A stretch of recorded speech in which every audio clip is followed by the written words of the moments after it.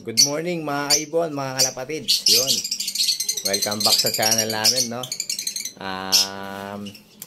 May unbox na naman tayo na ibon. Ito, nandito sa box na to. Yan. Napakaganda, guys.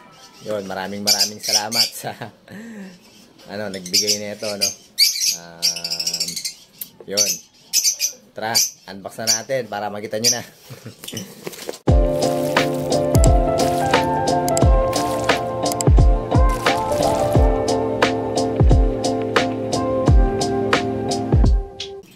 Eto na yung ibon, guys, no? Napakaganda.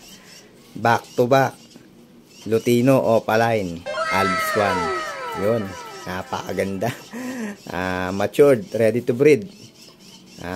Papaliguan ko lang to ng wash out, tapos sasalang na natin para may breed na natin agad, no? Tapos pag nagkainakay, papamigay din natin, no? Paparapol din natin.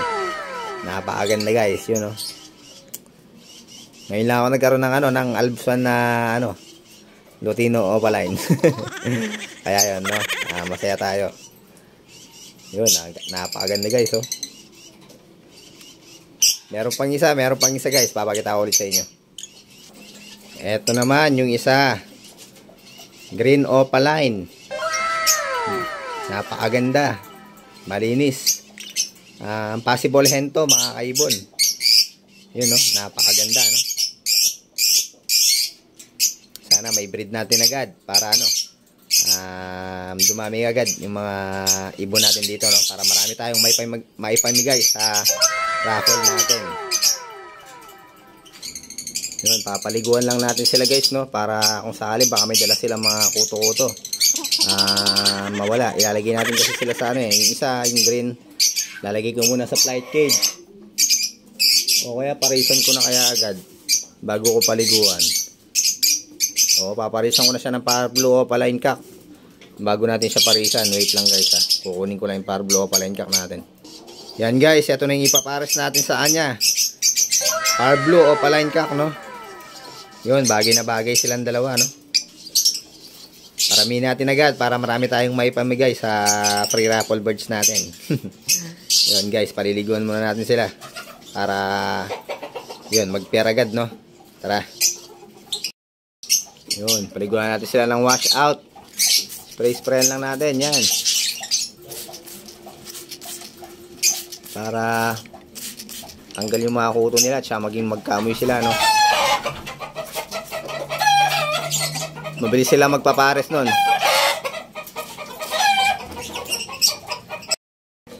Tapos ito naman yung paliguan natin para matanggal yung kuto-kuto nila, no? Para bago natin sila isalang, no? Kondisyon na kondisyon yung katawan nila. Yan, lahat basang-basa. Yun, tsaka natin ibabad sa araw. Yun, doon natin sila nilagay, guys, no? Sa may bubungan para yun, mainitan sila, no, na araw. Hindi sila lamigin. Tapos pag tuyo na sila, doon natin sila kukunin para lalagay na natin sila sa cage. Pairing ay sa breeding cage natin para mag-breed na agad. Matured na daw to, sabi nung napagkuhanan natin.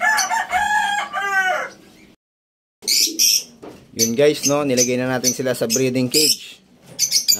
Pero sinara muna natin yung nest box nila. Tingnan natin kung magbaban sila agad, no? Hindi naman sila nag-aaway kanina, parang nagban ka agad, pero tignan muna natin para sigurado. Delikado kasi kapag nabuli yung cock, no? Baka patay ng hen. Kaya yun. Yan. Sinara muna natin yung nest box nila. Tapos, eto naman yung natin. Back to back. Lutino Opaline na Alps 1, no? Nilagay na rin natin sa breeding cage. Yung nest box na ito, nakabukas na to kasi pair na tong dalawa na to, no? Kaya nesting na raw to. Kaya yun, i-breed na natin sila kagad. Yun. So, guys, hanggang dito na lang yung vlog natin para ngayong araw na to, no? Pinakita ko lang sa inyo yung mga bagong ibon natin.